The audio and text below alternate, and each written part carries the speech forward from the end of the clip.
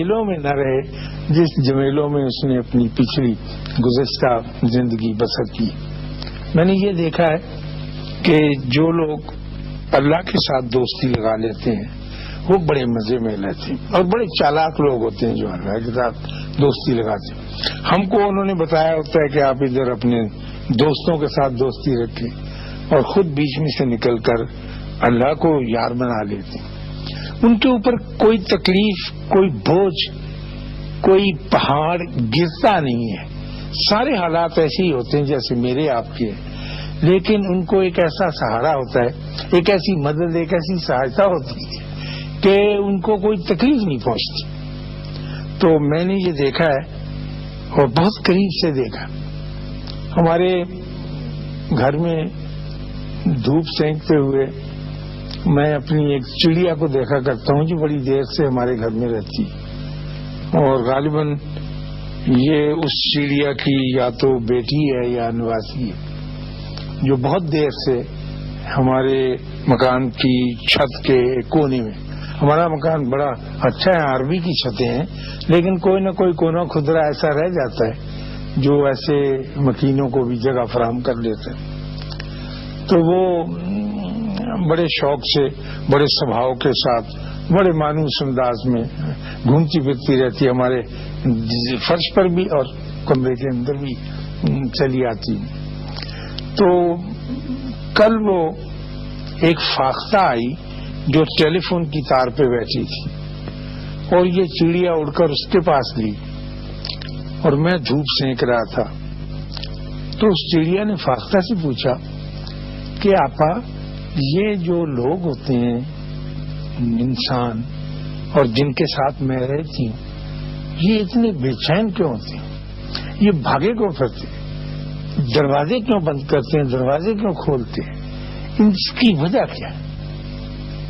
تو فاختہ نے کہا کہ میرا خیال یہ ہے کہ جس طرح ہم جانوروں کا ایک اللہ ہوتا ہے، ان کا کوئی اللہ نہیں ہے.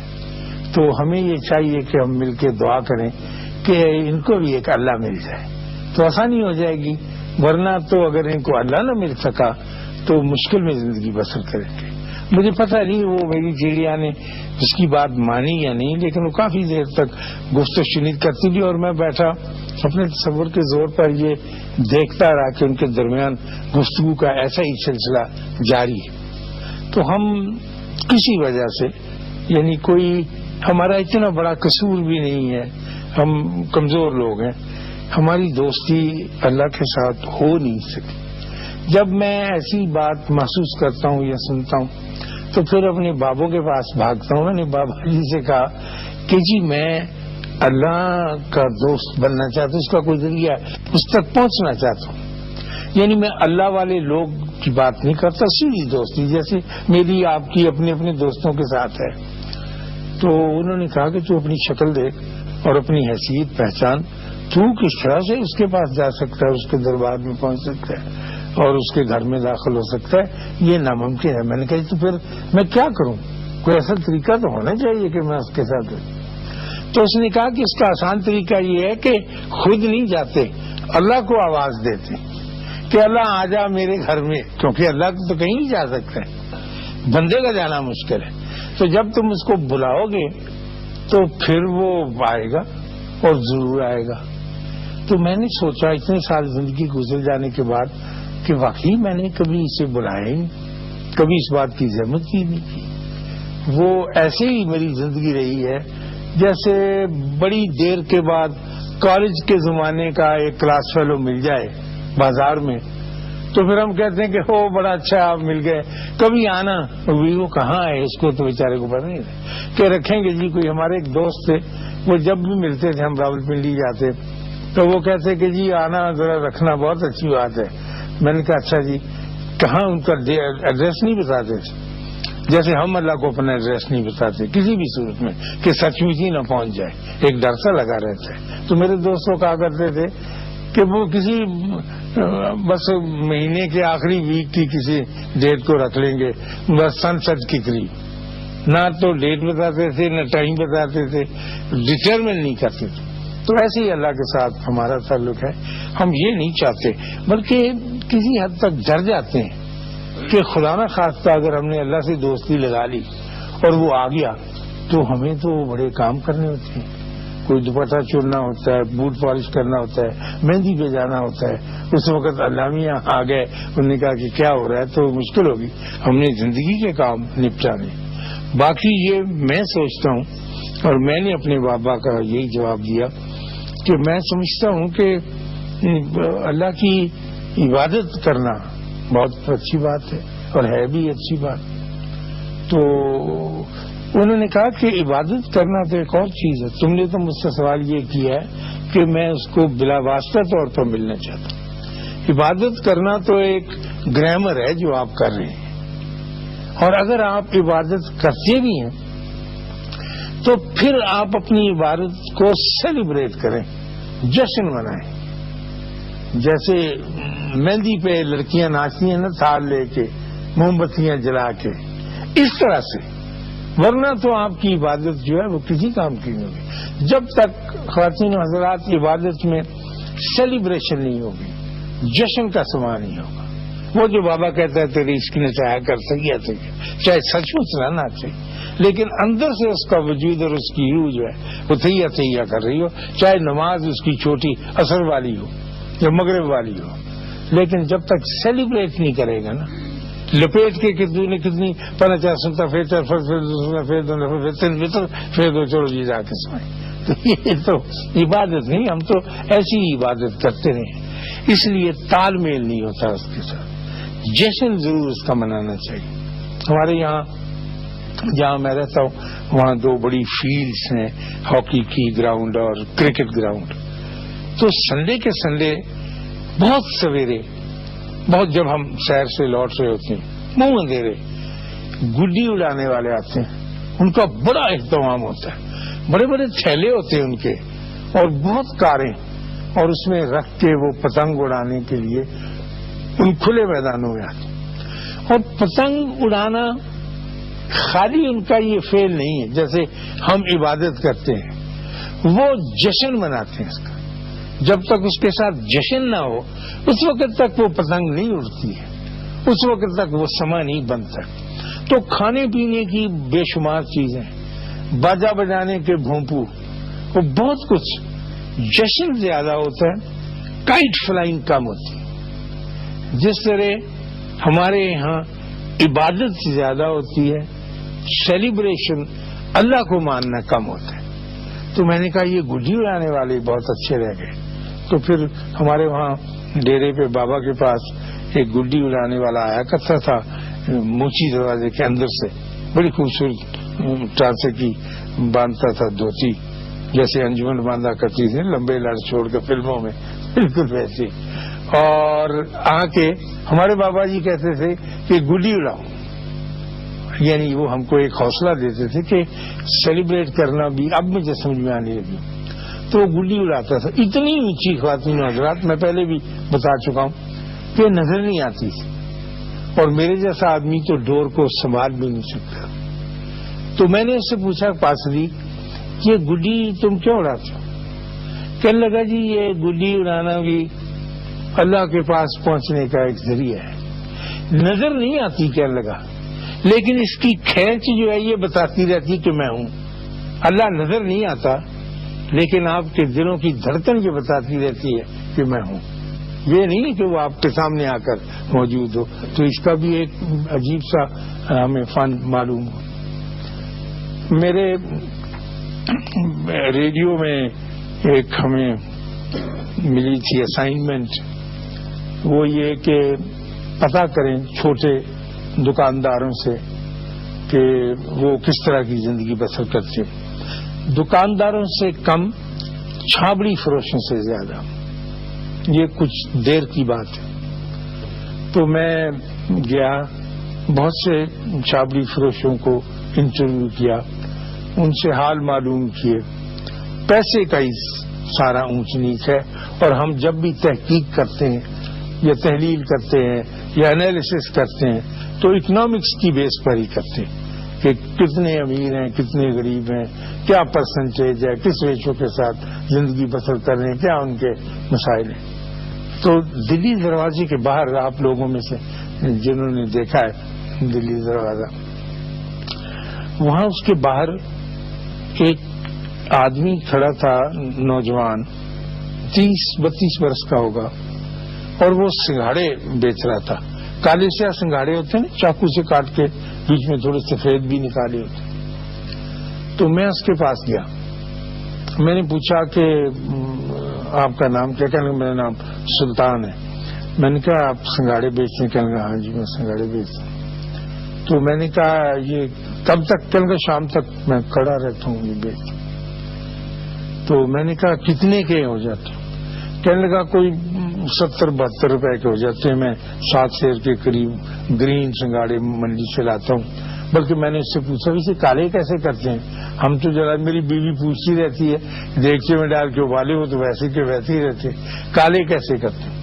تو اس نے کہا جی ایک پساریوں کی دکان سے کسیش ملتی ہے، وہ چمچہ بھر ڈال دیں، آپ اس سے کہیں سنگھاڑے کالے کرنے والی تو دے دے گا. جب اس نے یہ بات کی تو میں نے کہا یہ اندر کے بھید بتانے والا آدمی ہے اور کچھ چیز پوشیدہ نہیں رکھتا، کھلی نیت کا آدمی ہے، یقیناً یہ ہم سے بہتر انسان ہے. تو میں نے کہا جب آپ 70-72 روپے روز کے بنا لیتے ہیں تو آپ وہ پیسے کیا کرتے ہیں؟ کہنے لگا میں جا کے رضیہ کو دے دیتا ہوں. میں کہا رضیہ کون؟ کہتا رضیہ میری بیوی. میں نے کہا اتنی محنت سے پیسے کماتے ہو، شرم کرو، سارے کے سارے کہنے لگا جی اسی کے لیے کماتے ہیں، مجھے تو سمجھ نہیں کہ کوئی.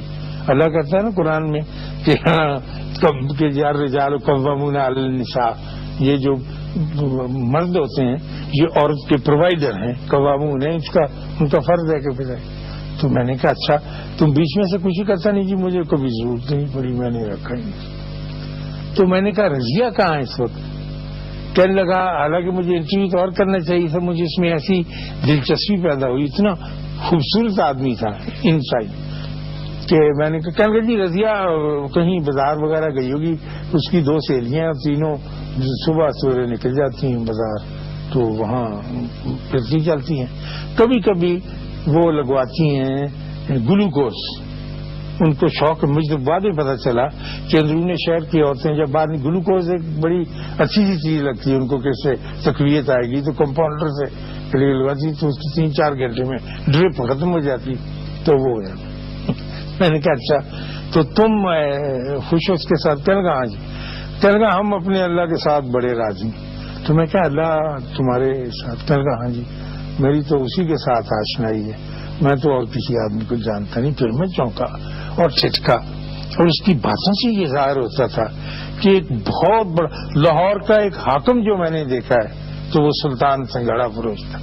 اس کو کسی چیز کی پرواہ نہیں تھی، کوئی واردات اس کے اوپر اثر انداز نہیں ہوتی تھی، کوئی شکایت اس کے منہ سے کبھی. جب بھی میں اسے ملتا رہا، اب تو 3 سال سے پتہ نہیں کہاں غائب ہے، مجھے نظر نہیں آیا، لیکن میں اس کے حضور میں اس کے بعد بھی حاضری دیتا رہا. لیکن چونکہ اس کا درجہ اس اعتبار سے بہت بلند تھا کہ اس کی دوستی اب بزرگ ترین ہستی سے کائنات کی تھی، تو میں ذرا اپنی گفتار میں اور اپنی باتوں میں تھوڑا سا باادب ہو گیا. میں نے اس سے کہا کہ با سلطان جب تم اللہ کے ساتھ. ہاں کہنے لگا جی بس اس کے ساتھ ہی رہتے ہیں، شام کو جاتے ہوئے صبح کو آتے ہوئے منڈی سے سودا خریدتے ہوئے اس کے ساتھ. میں کہا اس کے ساتھ گفتگو بھی کروں گا؟ ہاں جی گفتگو بھی کرتی. میں کہا کون سی زبان میں بات کر؟ کہتا پنجابی بھی جانتا ہے، اردو بھی جانتا ہے، سندھی، جو بھی میں بولی بولو جانتے. تو میں نے کہا ڈر نہیں کرتا لو تو ڈر چیز ہی نہیں ڈر والی ہے. تو میں نے کہا تو نے مجھے بتایا تھا ایک دن کہ 11 برس ہو گئے تمہاری شادی کو، تو تمہارے بچہ کوئی نہیں؟ کرے گا نہیں میں رضی اکیلی. تو میں کہا اللہ سے کہو کہ اللہ تجھے ایک بچہ دے. کہنے لگا نہیں جی یہ تو بڑے شرم کی بات ہے، بزرگوں سے ایسی بات کیا کریں. ٹھیک ہے کہنے لگا جی کیا کروں، برا سا لگتا ہے. وہ اس کو اللہ کو ایک بزرگ ترین چیز سمجھ کے بڑوں کے سامنے ایسی بات نہیں کرتے. اور میں کیا کہتا فضول سے آدمی لگوں گا کہ یہ بات مجھے ایک بچہ دے دے. میں ٹھیک ہوں، خوش ہوں، میری بیوی اچھی خوش رہ رہی ہے جس طرح سے. تو میں نے کہا کہ کیا یہ ایسے ہو سکتا ہے کہ ہماری بھی اس کے ساتھ دوست؟ کہنے لگا اگر آپ چاہیں تو ہو سکتی، اگر آپ نہ چاہیں تو نہیں ہوتی. تو میں نے جیسا کہ پہلے عرض کر رہا تھا جائزہ لیا اپنے سارے سالوں کا، سارے دنوں کا. میں نے کبھی یہ نہیں چاہا تھا. میرا یہی خیال تھا کہ میں عبادت کروں گا اور عبادت ہی اس کا راز ہے، اور عبادت کو لپیٹ کے رکھ دوں گا اپنے مسلح کے ساتھ اور دن پر رات کرتا رہوں گا. لیکن وہ جو میرا منتہائی مقصود ہے نا، جو میرا محبوب ہے، اس کی طرف جانے کی کوشش نہیں کروں گا. میں یہی سمجھتا رہا اور آج تک بھی یہ سمجھتا کہ عبادت ہی جو ہے یہ سارا راز اور سارا بھید ہے. حالانکہ عبادت سے ماورا، میں جو بات کر رہا ہوں یہ اپنے آپ کو سمجھانے کے لیے کر رہا ہوں، عبادت سے پرے ہٹ کر ایک ایسی آرزو کی بھی تلاش ہے کہ میں اپنے اللہ کے ساتھ، جس کی کوئی ایک ہستی ہے، نہ نظر میں آنے والی ہستی، اس کے ساتھ کوئی رابطہ قائم کروں، جیسا سلطان نے کیا تھا، جیسے اس کے علاوہ 4-5 بندے اور بھی میں نے دیکھے. اور اندازہ میں نے اس بات سے لگایا خواتین حضرات کہ اتنا خوش آدمی میں نے زندگی میں کوئی نہیں دیکھا. جتنے بھی لوگ تھے اللہ کے ساتھ تعلق رکھنے والے، وہ انتہائی خوش تھے. کتنے مسائل آتے تھے. 65 کی جنگ میں اس کے پاس گیا، لوگ گھبرائے بھی ہوئے تھے، جذباتی بھی ہوئے تھے. وہ ٹھیک تھا اپنے اسی انداز میں جس انداز میں رہتا. تو میں نے کہا کہ تم مجھے کوئی ایسی بات بتاؤ جس سے میرے دل میں یہ چلو کم سے کم خواہش ہی پیدا ہو، اور میں اس پلیٹ فارم سے اتر کر 2 نمبر کے پلیٹ فارم پہ آ جاؤں، پھر میں وہاں سے سیڑھیاں چڑھ کے کہیں اور چلا جاؤں، میری نگاہ جو ہے اوپر ہو جائے. تو کہنے لگا کہ نگاہ اوپر کرنے سے، دیکھو ان پڑھ آدمی ہے، مجھ سے لوگ پوچھا کرتے ہیں کہ بابے کہاں ہیں، ان کا ایڈریس کیا ہے. اب میں انہیں کیسے بتاؤں کہ ایک سلطان سنگاڑے والا دلی دروازے کے باہر جہاں تانگے کھڑے ہوتے ہیں ان کے پیچھے کھڑا ایک بہت عظیم بابا ہے جو ہے، اور نظر آنے والوں کو شاید نظر آتا ہوگا، مجھے پورے کا پورا تو نظر نہیں ہے. جب میں نے اسے یہ کہا کہ میں بھی اس کی طرف رخ کر کے اور منہ کر کے آرزو چاہتا ہوں کہ تم، تو کہنے لگا باجی بات یہ ہے کہ جب ہم اوپر منہ اٹھاتے ہیں تو ہم کو آسمان نظر آتا ہے، ستارے نظر آتے ہیں، اللہ کے جلوے نظر آتے ہیں. کہنے لگا آپ کبھی مری گئے؟ میں کہا ہم ایک دفعہ مری گئے. کہنے لگا جب آدمی مری جاتا ہے پہاڑی میں، جب پہاڑی پہ چڑھتا ہے، اونچائی پر پہنچتا ہے، تو پھر حال کا نظارہ لینے کے لیے وہ نیچے بھی دیکھتا ہے، اوپر بھی دیکھتا ہے اور نیچے بھی دیکھتا ہے، پھر کمپلیٹ ہوتا ہے اس کا سرکل. میں سمجھا سکتا ہوں اپنا، خالی ایک طرف منہ کرنے سے نہیں ہوتا. جب آپ نیچے کو اور اوپر کو ملاتے ہیں تو پھر ساری وسعت جو ہے اس میں آتی ہے. اور یہ ایک راز ہے. اس نے کہا جب آدمی یہ سمجھنے لگ جائے کہ میں وسعت کے اندر داخل ہو رہا ہوں، اس کے الفاظ تو اور سے چونکہ پنجابی میں بات کرتا تھا، تو پھر اس کو قربت کا احساس ہونے لگتا ہے. لیکن کہنا وہی پڑتا ہے جیسے بابے کہتے تھے حوصلہ کر کے کہ اے اللہ تو میرے پاس آ جا. مجھ میں تو اتنی ہمت نہیں ہے کہ میں آ سکوں تیرے دربار میں. اور وہ یقیناً آتا ہے بقول سلطان سنگاڑے والے کے جانا نہیں پڑتا، اس لیے کہ وہ تو پہلے سے آپ کے پاس موجود ہے اور آپ کی اشارت کے پاس کرسی ڈال کے بیٹھا ہوا ہے. وہ آپ کے گھر کے قریب ترین مرکز کے اوپر پہلے سے موجود ہے. آپ باہر بھاگنے کی کوشش کرتے ہیں، دور جاتے ہیں. تو میں نے کہا اس کا مجھے کوئی راز بتا. راز کیا؟ مجھے کچھ ایسی بات بتا کہ جس سے میرے دل کے اندر کہنے لگا جی آپ کے دل کے اندر کیا، میں تو سارے لوگوں سے، اپنے پاکستان کے لاہور کے لوگوں سے کہنا چاہتا ہوں کہ جب وہ باہر نکلا کریں تو پورا لباس پہن کر نکلا کریں. میں نے کہا اچھا پورا لباس پہن کر آنے کے؟ سارے ہی میں کہا پورا لباس پہن کے. کہیں گے یہ دیکھو تانگے میں 4 بندے بیٹھے ہیں، پورا لباس نہیں پہن کے. میں کہا یہ بابو گزرا 3 پیس سوٹ پہنا ہوا ہے، اس نے ٹائی لگائی ہوئی ہے. کہنے لگا نہیں جی جب آدمی کم از کم جب باہر نکلے تو جس طرح لڑکیاں میک اپ کرتی ہیں باہر نکلنے کے لیے خاص طور پر، تو آدمی کو بھی اپنے لباس کے اوپر خصوصی توجہ. میں یہی سمجھتا رہا کہ وہ اخلاقی بات کرنی چاہتا ہے، لباس کے بارے میں ہم لوگ کرتے ہیں. کہنے لگا وہ سارے کپڑے تو پہن لیتا ہے، اپنے چہرے پر مسکراہٹ نہیں پہنتا، تو ایسے ہی آ جاتا ہے لڑائی کرتا ہوا اور لڑائی کرتا ہوا چلا جاتا ہے. تو جب تک آپ چہرے پہ مسکراہٹ، یہ تانگے میں چار بیٹھے ہوئے آدمی کہنے لگا یہ تو بنانا جا رہے ہیں. ایک بی بی آ رہی تھی، برقع اس نے لیا ہوا تھا، ایسے نہیں کر لیتے نا. کہنے لگا نہیں دیکھو اس نے مسکراہٹ نہیں، اللہ کی شکر گزاری نہیں ہے. اور جب اللہ کی شکر گزاری سے آدمی نکلتا ہے تو پھر وہ کہیں کا نہیں رہتا. تو میں نے کہا یار ہم تو بہت عبادت گزار لوگ ہیں، باقاعدگی سے نماز پڑھتے ہیں اور روزے رکھتے ہیں، زکات دیتے ہیں. کہنے لگا جی پیرانی پیر کے شہر میں ہمارے وہاں، میں لال کرسی میں رہتا ہوں، وہاں بابا وریام رات کو باتیں سنایا کرتا ہے، بات ڈالتا ہے، کہانی قصہ. تو پیرانی پیر کے شہر بغداد میں ایک بندہ تھا جو کسی اپنی محبوب پر عاشق تھا، تڑپتا تھا، روتا تھا، چیخیں مارتا تھا، زمین پر سر پٹکتا تھا اور اس کا محبوب اس کو نہیں ملتا تھا. اور اس نے دعا کی کہ یا اللہ مجھے ایک دفعہ اس کے درشن تو کرا دے. تو اللہ کو اس پہ رحم آ گیا. کسی بزرگ نے اس سے کہا کہ تو حالت کیا بنا رکھی؟ اس نے کہا میں کیا کروں، میں اس کے بغیر رہ نہیں سکتا. تو اس کا محبوب ایک مقررہ مقام پر جہاں بھی کہا گیا تھا وہ پہنچ گیا اور یہ بھی پہنچ گیا. اس نے کہا کہ میں اپنی دید کرانے کے لیے تیرے پاس آیا ہوں. تو اندر گیا، وہ جا کے ایک چٹھیوں کا بنڈل لے آیا. جو خط وہ اس کی ہجر میں ساری عمر لکھتا رہا تھا وہ کھول کے اس نے کہا سنو پہلا خط، جب تم میرے تصرف میں نہیں تھے میں تھا، میں یہ دکھی تھا، فلانا فلانا فلانا فلانا، ساری حقیقت ایک خط رکھ دیا. پھر اس نے دوسرا خط نکالا، دوسرا پڑھ کے رکھ دیا. پھر اس نے تیسرا کر کے نکالا، تیسرا. جب وہ 11ویں خط پہ پہنچا تو اس کے محبوب نے ایک تھپڑ مارا کہ گدھے کے بچے، میں تیرے سامنے موجود ہوں اپنی پورے وجود کے ساتھ، تو مجھے چٹھیاں سنا رہا ہے.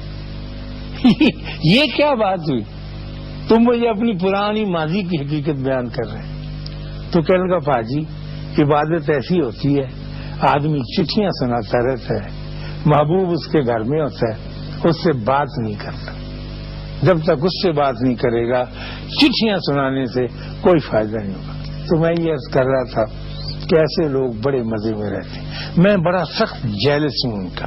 میں چاہتا ہوں کچھ کیے بغیر، کچھ کوشش کے بغیر، اسٹرگل کے بغیر مجھے بھی ایسا ہی مقام مل جائے مفت، اور میں اس لذت میں مبتلا ہو جاؤں جیسے ہم کسی نہ کسی لذت میں مبتلا ہوتے ہیں. میرا جی چاہتا ہے کہ میرا بھی ایک پرائز بانڈ نکلا ہے 3.5 کروڑ والا، لیکن اس سے پہلے میں یہ بھی چاہتا ہوں کہ چاہے بھلے وہ میں اور ایمانداری کی بات کرتا ہوں، نکلے نہ نکلے، مجھے وہ عیاشی میسر آ جائے جو میں نے 5 آدمیوں کے چہرے پر، ان کے وجود پر، ان کی روحوں پر دیکھی تھی، کیونکہ ان کی دوستی ایک بہت اونچے مقام پر تھی. اللہ آپ کو آسانیاں عطا فرمائے اور آسانیاں تقسیم کرنے کا شرف عطا فرمائے. اللہ حافظ.